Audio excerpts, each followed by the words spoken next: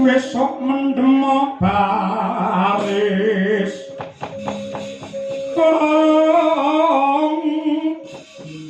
Paris prayitna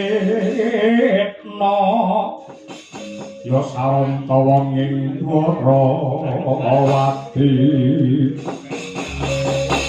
tinumpas panik awak Pandhawa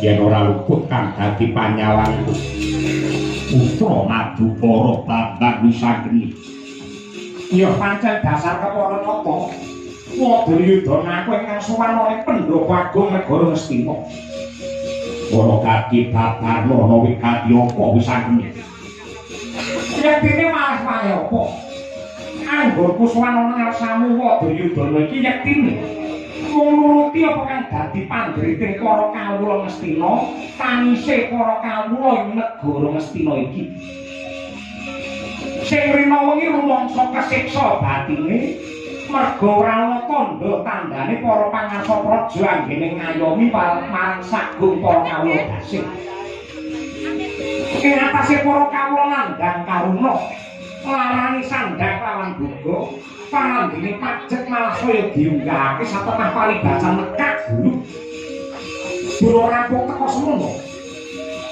apa wae kan dadi panjangka tumrape para kawula ing banjok lan pintering nalar lan ugi luhuring budi pengerti marang kaping-kaping tansah dialang-alangi dening para penggede negara Ngastina supaya ora ana wong pinter kejaba saka Kurawa ora ana wong pasir kejaba mung pejabat Ngastina kawula yo ajari dimen dadi kawula sing bodho kawula sing goblok yen dadi kawula bodho lan goblok pangurung ora bakal ana critane wani unjuk rasa nuntut marang pamarentah negara Ngastina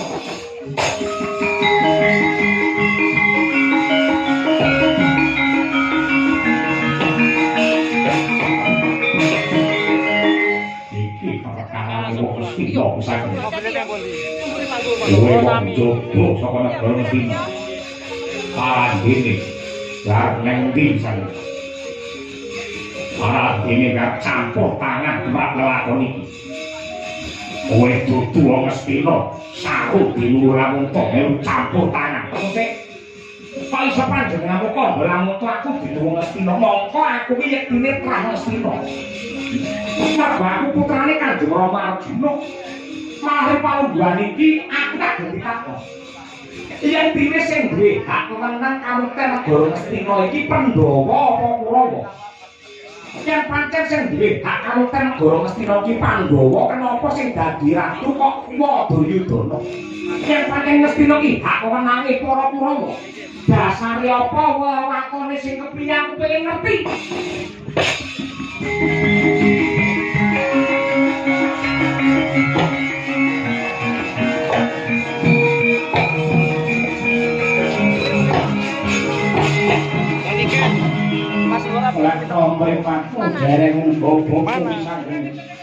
Iki pujangga kraton Ngastina Manik Sasmita kang dadi aran sing mbok arepake apa menika teko lamun kowe bocah sing lupa karo sejarah kowe lak kandhani negara Ngastina wiwit bubar tatanane rusak kang dadi aturane mergo nalika semono ya kuwi sang Kresna Dipayana ya Prabu Biasa sereh keprabon banjur wisuda Prabu Pandhu Dewanata dadi ratu kuwi klerune Resi Abyasa mongko teko pramilane kok putrane Resi Abyasa ana telu sing pambaret ya kuwi sang Baskara ana loro Prabu Pandhu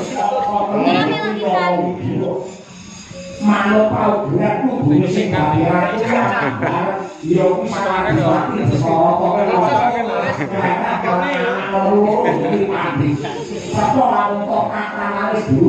ini wajah-wajah orang yang pentingnya dibalik dengan balik keuangan dan keberangkatan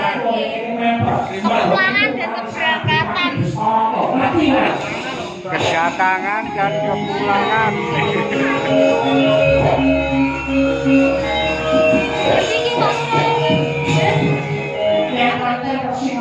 Yo.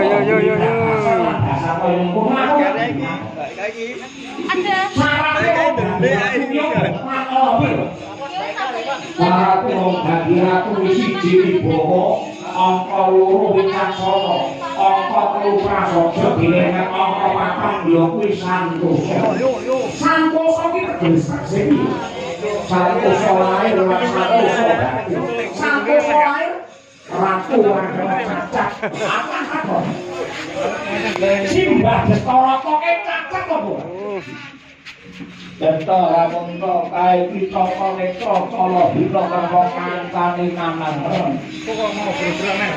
Yen ratu cala netra cala bina pira krepok dadi ratu ora aku ndobok rame.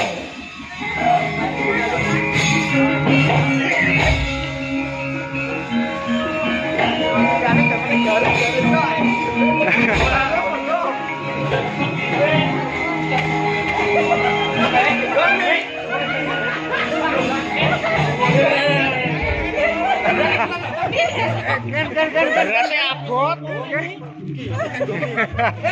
Apa di badannya? Jalan mio harapan.